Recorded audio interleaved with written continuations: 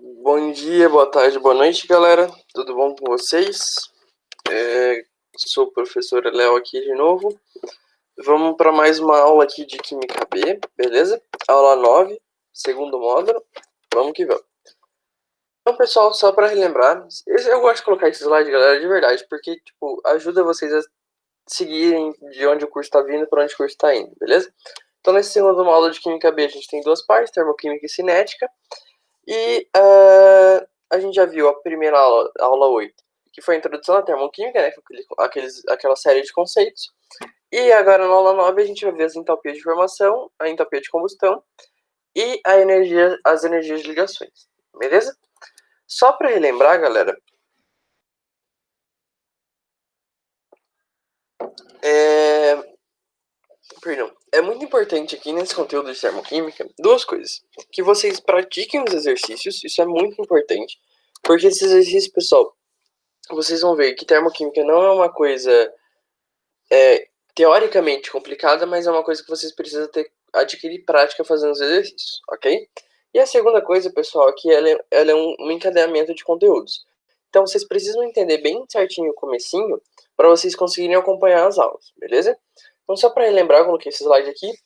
A entalpia é uma função de estado, ou seja, ela não vai importar de que jeito você chega do ponto A ao ponto B, mas o que importa é a diferença entre eles, ok? Então, a diferença entre o estado final e o estado inicial do seu sistema sempre vai ser a sua variação de entalpia. É impossível medir ela diretamente, por isso a gente mede o ΔH, beleza? A entalpia, a gente não consegue ter um entalpiômetro, mas a gente consegue pegar um calorímetro e medir o ΔH. Por quê? Porque o ΔH é a variação é a variação de energia na forma de calor que você tem no decorrer de uma reação, ok?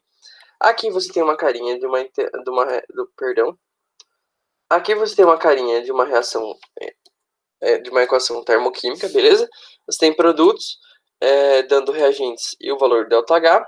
E esse ΔH nada mais é do que a entalpia dos produtos menos a entalpia dos reagentes, beleza? Sempre estado final menos estado inicial.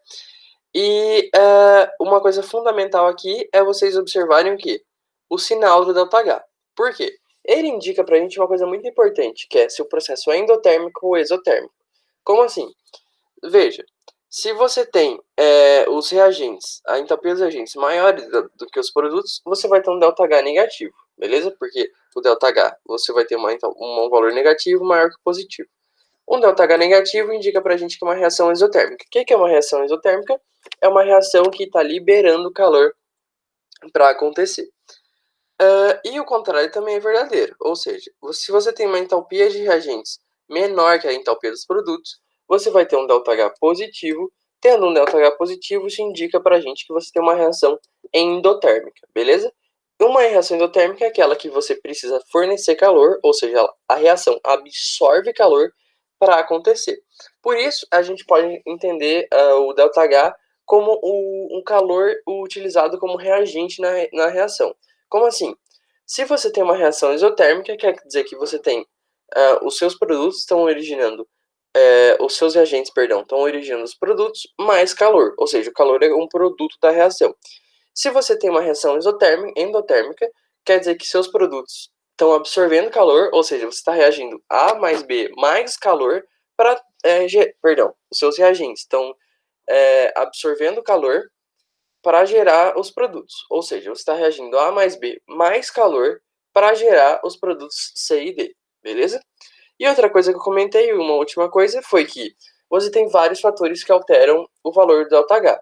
A pressão e a temperatura são os mais comuns, porque se você varia a pressão ou a temperatura, você está variando a entalpia do sistema e, por consequência, o valor você está variando o ΔH.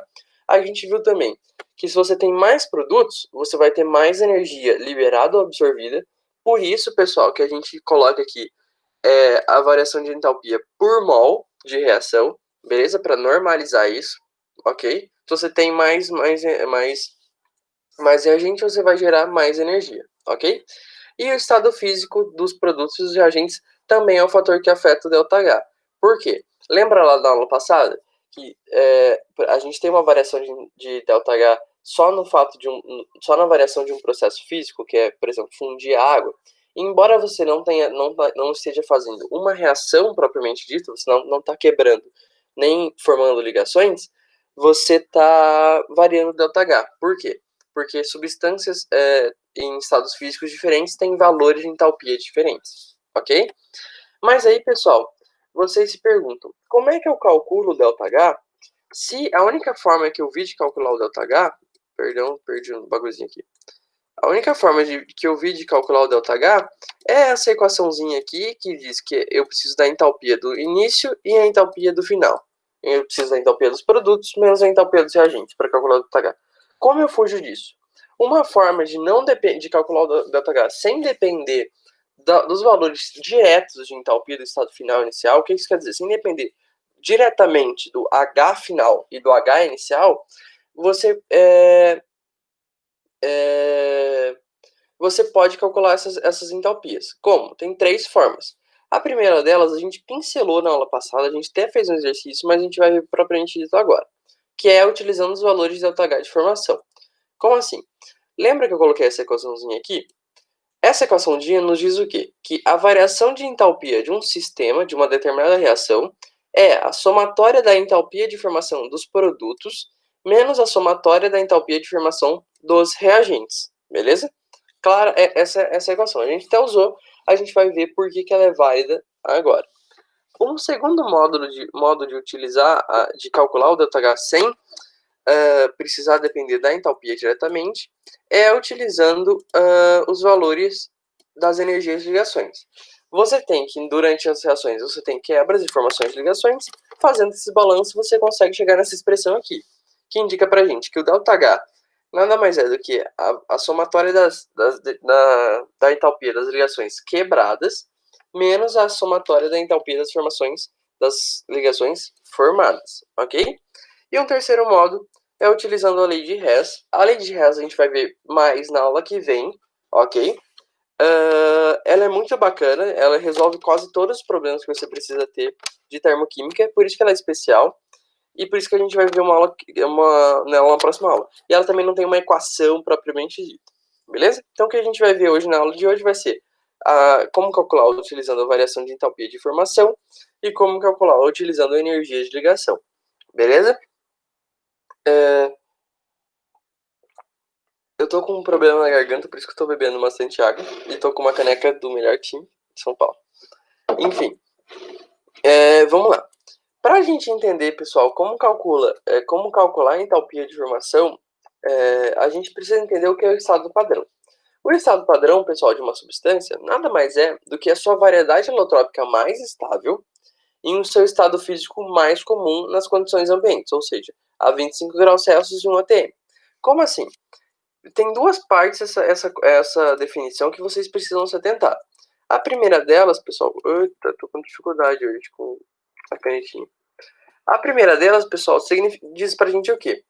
Que o estado padrão é a variedade alotrópica mais estável da substância. Mas o que isso quer dizer? A alotropia, pessoal, que dá origem a esse nome, a esse termo alotrópico, é o quê?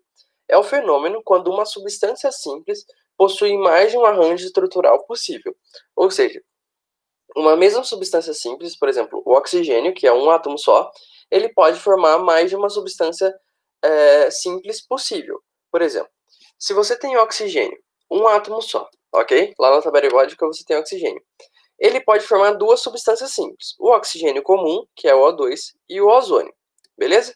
O que é uma substância simples, pessoal? É uma substância que só pode ser, ela é formada de um único átomo, ok? Então, embora você tenha um único átomo nas duas substâncias, elas são diferentes. O ozônio é diferente do oxigênio comum, ok?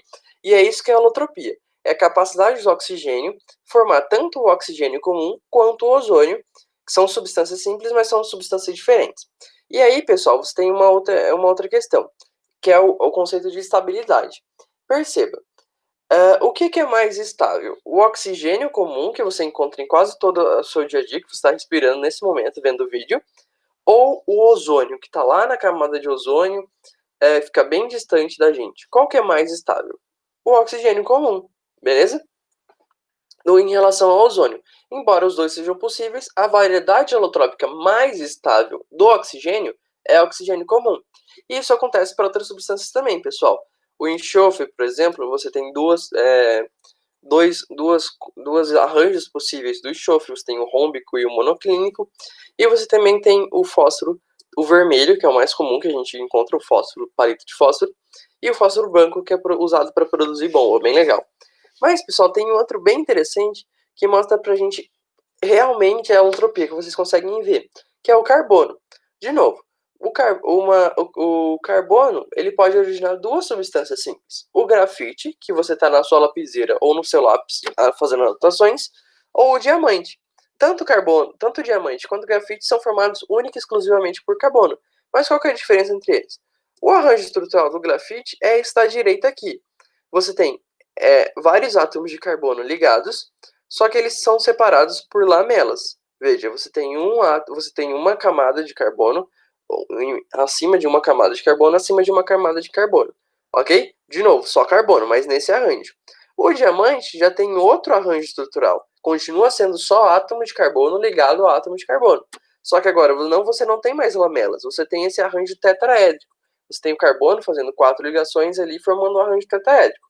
E perceba, a estrutura varia e, portanto, varia a propriedade daquele material. O grafite tem propriedades completamente diferentes do diamante. Ok?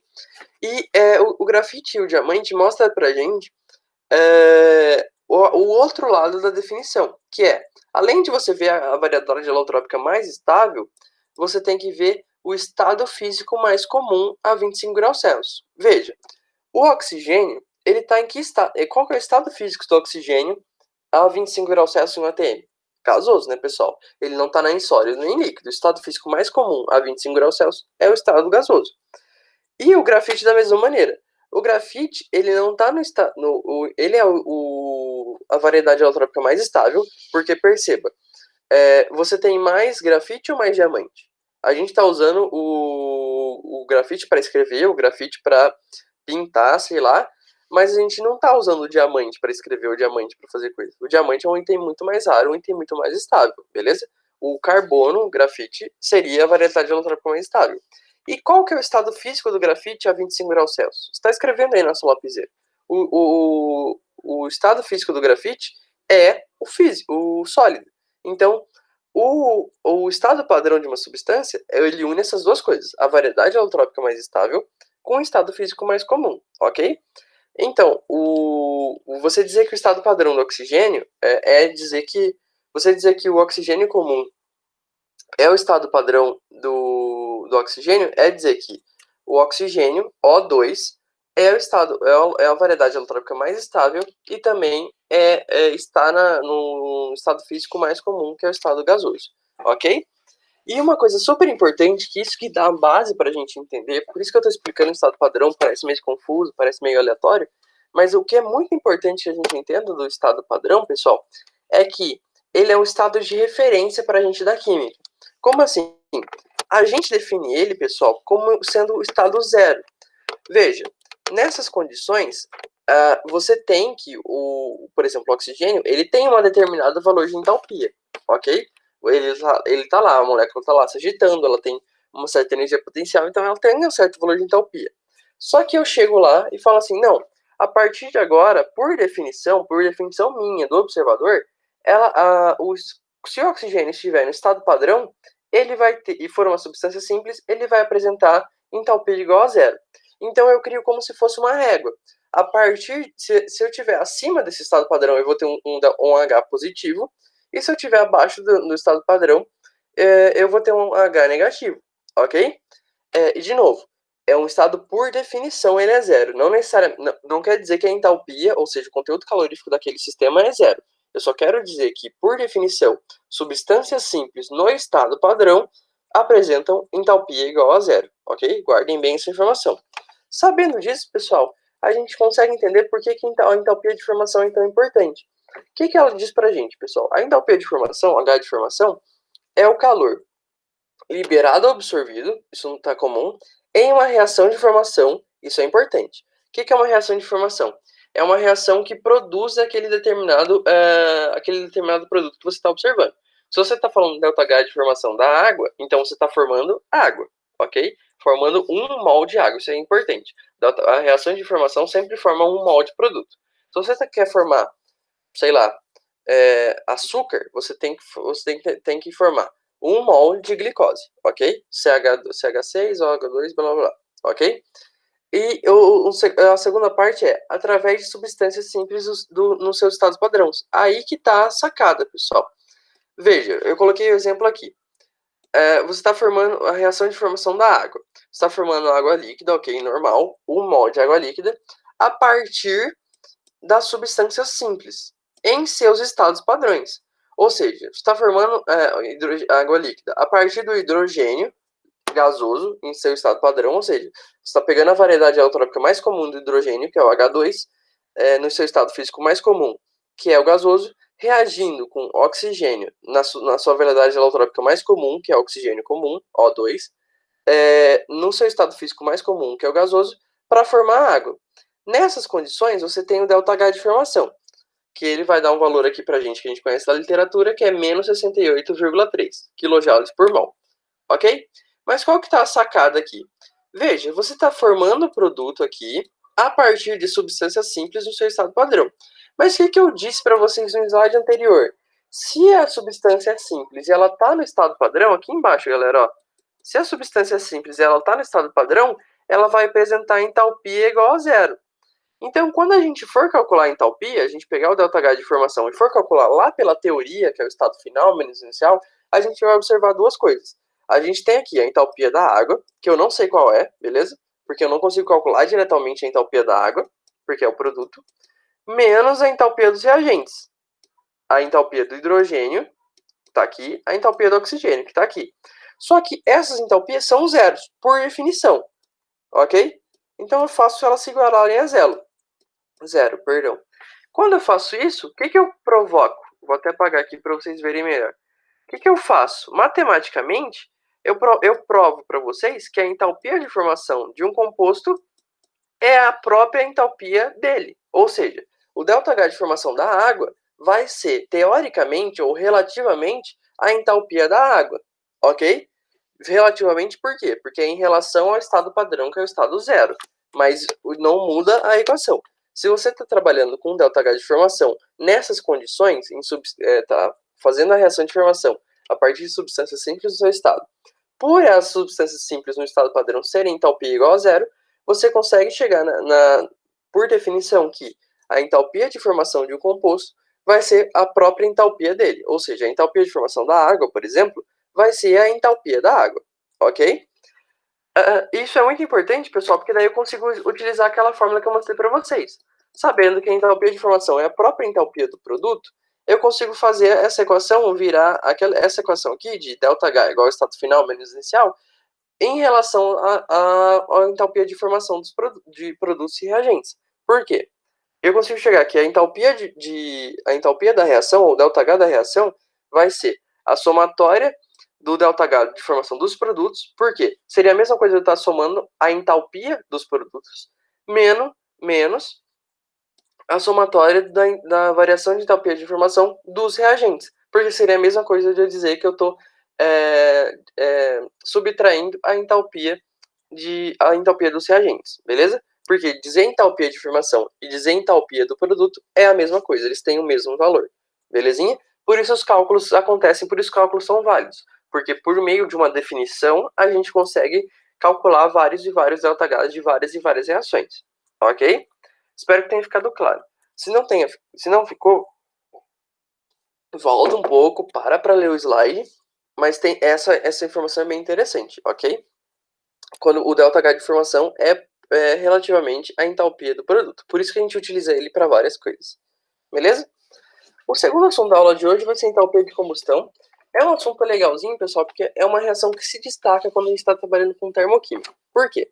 A combustão, ou a reação de queima, nada mais é do que uma reação de oxidação exotérmica. Ou seja, você tem uma reação de oxidação que envolve a oxidação e redução dos reagentes dos produtos, de forma que essa reação seja exotérmica, ok? A combustão tem que ser exotérmica, não existe combustão que absorve calor, ok? Nesse caso, pessoal, quando a gente está trabalhando especificamente com a reação de combustão, os reagentes recebem nomes diferentes. Eles são chamados de combustível e comburente. O combustível, pessoal, seria aquela substância que seria queimada, ok? O combustível do seu carro qual é? A gasolina. O combustível do seu carro pode ser também o álcool. O álcool é o que vai ser queimado. Você está reagindo o álcool com outra coisa para produzir energia. Essa substância, pessoal, o combustível, é a que sofre oxidação, ok? O comburente é o segundo componente da reação. É ele, pessoal, que provoca a queima. Você precisa dele para oxidar o combustível e gerar a queima. Usualmente, a gente utiliza oxigênio. Por quê? Porque está no ar, é mais comum, é mais barato, etc. Só que a gente pode utilizar outros compostos, como o cloro gasoso e a água oxigenada, ok? Tem outros casos, vocês podem ver na internet também sobre combustível de foguete, que utilizam hidrazina, etc.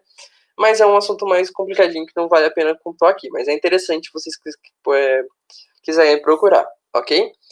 Aí, pessoal, tem uma coisa fundamental para vocês entenderem a entalpia de combustão, que é a seguinte. Ela, pessoal, pode ser tanto uma reação completa ou uma reação incompleta. O que isso quer dizer? Se eu tenho uma combustão completa, eu estou consumindo completamente o combustível, formando somente CO2 e H2O. O que isso quer dizer? Uma combustão completa, eu reajo todo o meu combustível, ok? Nessa reação aqui, no acetileno. Ela é uma reação completa. Eu reajo todo o acetileno para formar única e exclusivamente carbono e água. Dióxido de carbono e água, ok?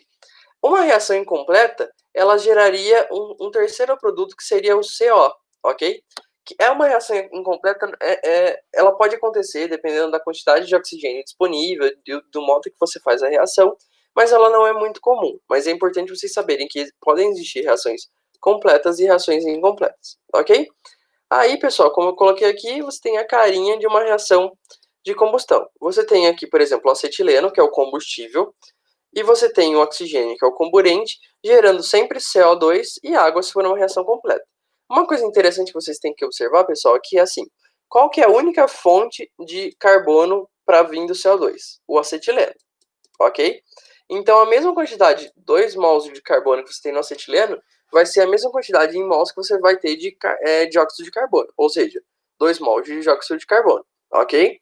A mesma coisa acontece para o hidrogênio. Qual que é a única fonte de hidrogênio nessa reação? O acetileno novamente. Então você tem que ter a mesma quantidade de matéria que você tem de hidrogênio aqui, você tem que ter no final aqui, beleza? Formando água. E por isso, pessoal, a gente diz que o oxigênio é um reagente em excesso, porque ele sempre vai completar a reação. Você sempre vai tender a consumir totalmente o combustível. Perdão, pessoal, meu computador começou a bugar aqui. Aí, vou apagar aqui.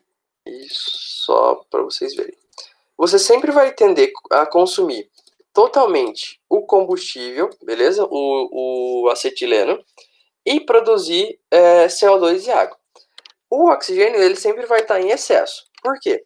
Porque a gente sempre diz que o combustível é o limitante. O combustível que vai dar início e vai determinar o final da queima.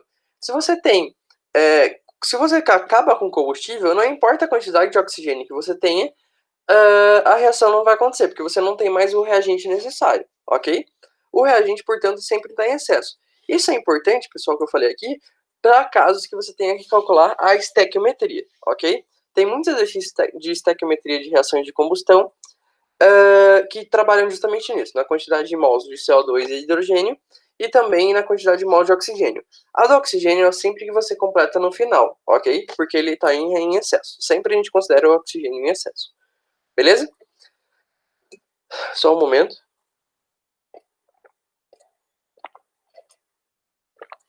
Aí, pessoal, a terceira coisa é a energia de ligação. A energia de ligação, galera, para mim é a coisa mais legal, que mostra realmente o que está acontecendo ali e por que você está produzindo calor. A energia de ligação, galera, é a energia necessária para você romper ou formar 1 mol de ligações no estado gasoso. Então você tem lá 1 mol de ligação, sei lá, HH, por exemplo, Para você formar essa ligação, você precisa fornecer uma energia. Para você romper essa ligação, você precisa fornecer outra energia, ok? A formação de ligações é um processo exotérmico. Por quê? O que é uma formação de ligação, galera? Você tem dois átomos aqui, por exemplo, nesse exemplo que eu coloquei do cloro. Você tem dois átomos de cloro, eles estão distantes, se agitando assim. Para eles se formarem ligação, eles precisam perder um pouco da agitação. Então eles vão, ficando mais devagar. Vão ficando mais devagar até que eles formem uma ligação.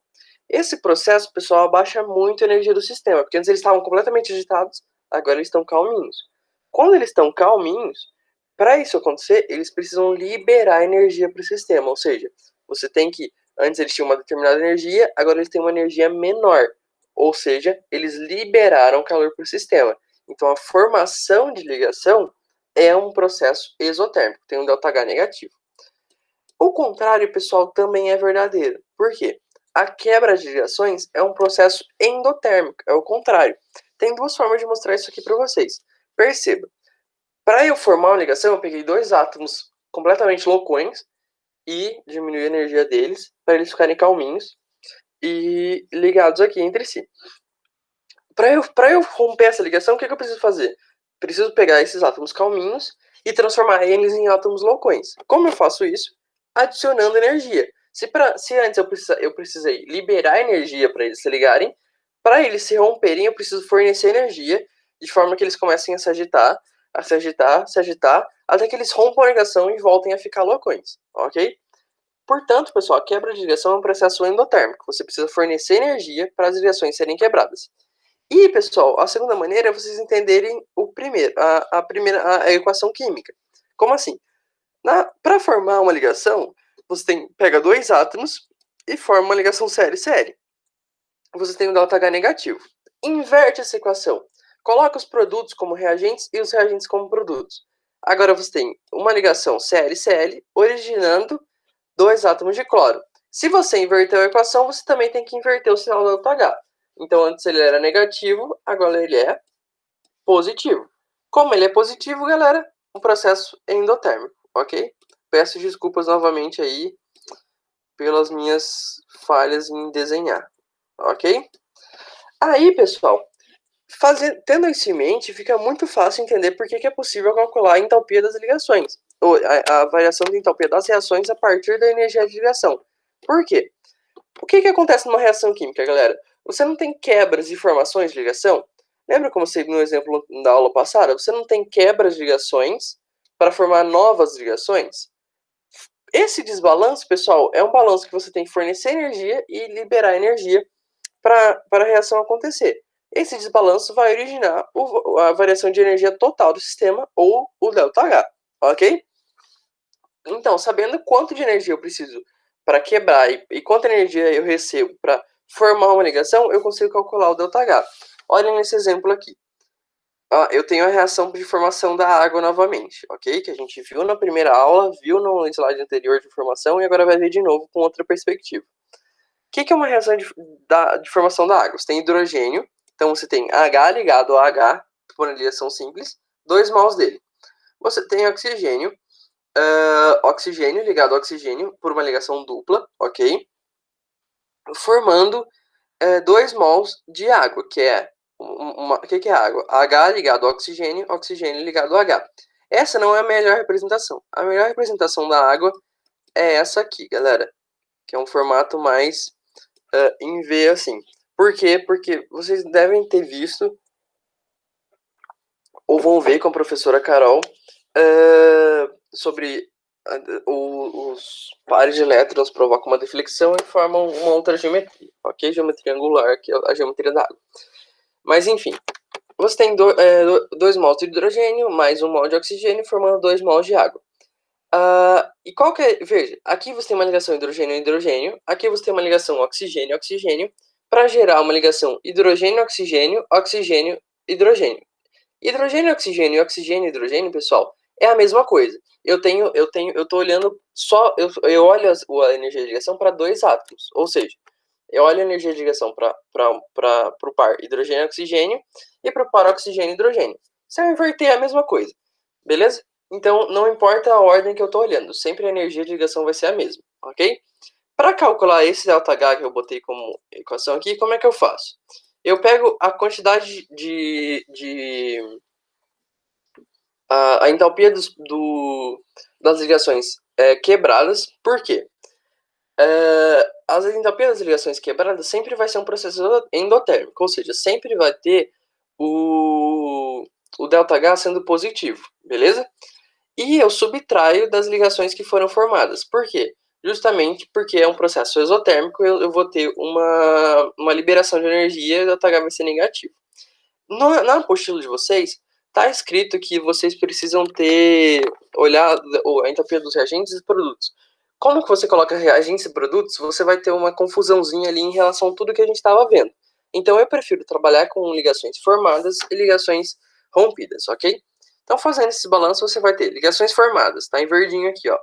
Duas vezes o ΔH da ligação HH, porque você tem dois mols de ligação HH, e mais uma vez o mol de ligação oxigênio, oxigênio, beleza? E aí você subtrai. Só que aqui tem um detalhe muito importante. Veja, eu estou subtraindo 4 vezes a ligação OH. Mas por que 4, professor, se eu tenho 2 mols? Veja, você tem 2 mols de água. Mas quantos mols de ligação OH você tem? Para cada água, você tem HO, uma, OH, duas. Então, para cada água, você tem 2 ligações OH. Então, como você tem 2 mols, você vai ter 4 mols no final de ligações OH. Fazendo esses balanços, você consegue calcular o ΔH, ok? A gente vai ver isso com números nos exercícios que a gente vai ver por aí. Mas, por enquanto, a gente fica por aqui, pessoal. Muito obrigado. Sei que passou um minutinho do tempo, mas espero que vocês não fiquem tão bravos comigo. Agradeço a presença de todos. Até uma próxima aula, galera. Falou!